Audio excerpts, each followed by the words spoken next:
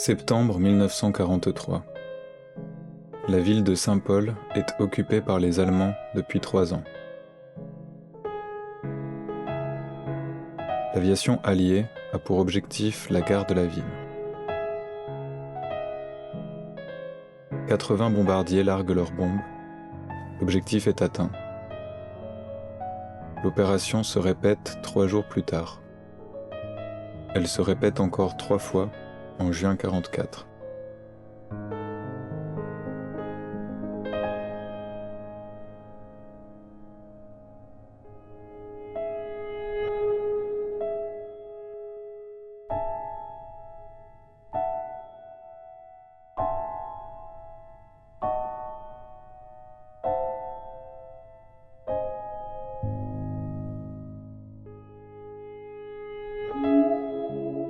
Sans cesse, les sirènes retentissent.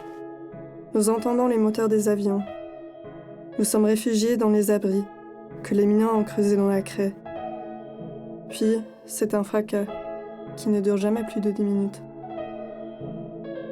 Le service d'écoute allemand, lui aussi, est atteint.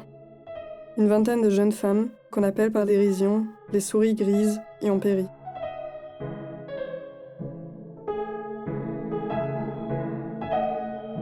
Pendant un long moment, un nuage de poussière reste en suspension au-dessus de la ville. Les bombes se sont éparpillées par milliers. L'hôtel de ville est détruit. La gendarmerie est détruite.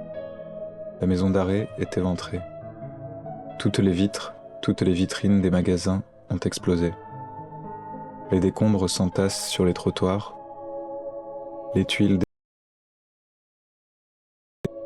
On retrouve des bordures de trottoirs dans les greniers.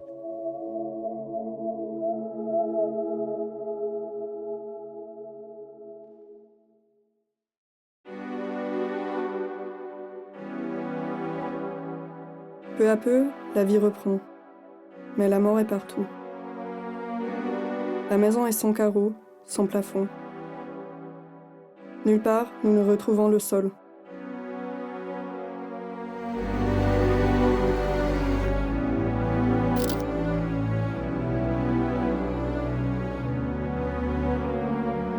Une femme est ensevelie sous les décombres. Son mari l'appelle et pleure. Nous la retrouvons morte quelques jours plus tard. Des vies entières sont brisées.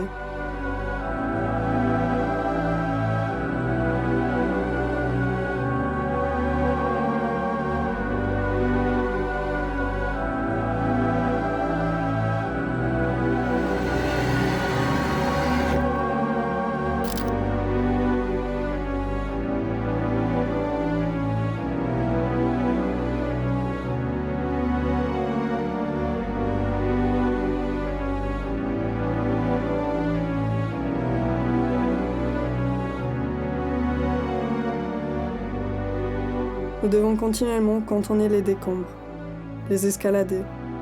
Notre maison a reçu la dernière bombe. Elle s'est effondrée sur notre famille réfugiée dans la cave.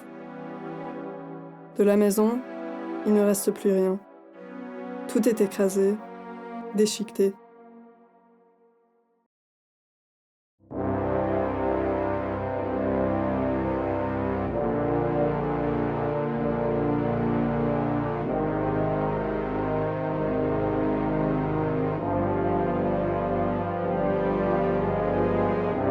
Nous déblayons les décombres que nous ne voulons plus voir, dont nous ne voulons plus entendre parler. Pour rebâtir la ville, nous abattons nos ruines. Mais nous sauvons aussi nos vestiges.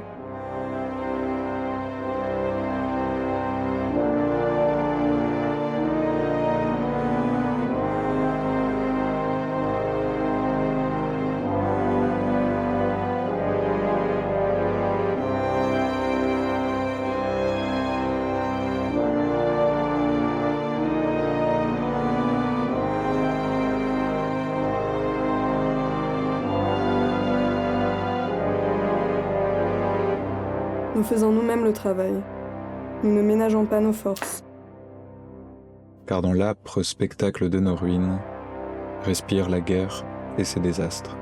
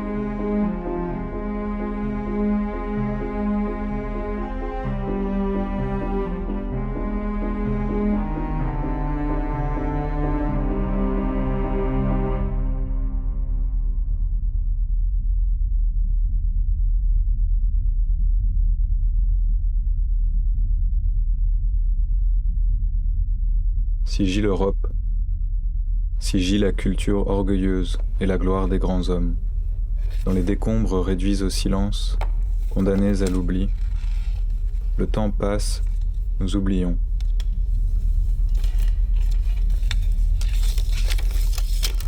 Aujourd'hui encore, les Valkyries tapissent dans l'ombre des buildings et des gratte-ciel, dans l'ombre des grands ensembles toujours seuls. Les furies nous guettent et les monstres se réveillent dans le sommeil de la raison. Si gît l'Europe, sans tombeau, sans sépulture, en lambeaux.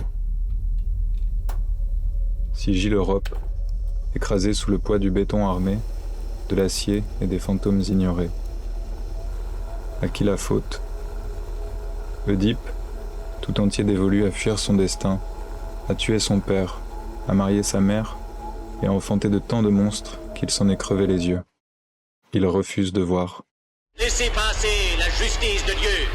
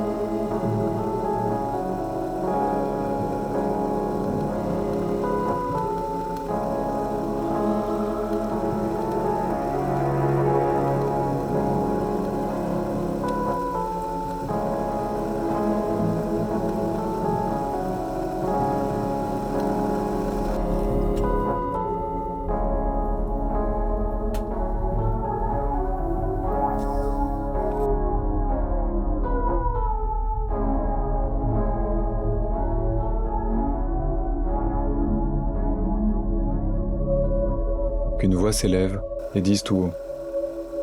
Nous sommes responsables, dans la guerre nous avons trahi nos idéaux. Il n'est de culte du progrès, d'idéal de grandeur, il n'est de grand homme qu'autant de mensonges.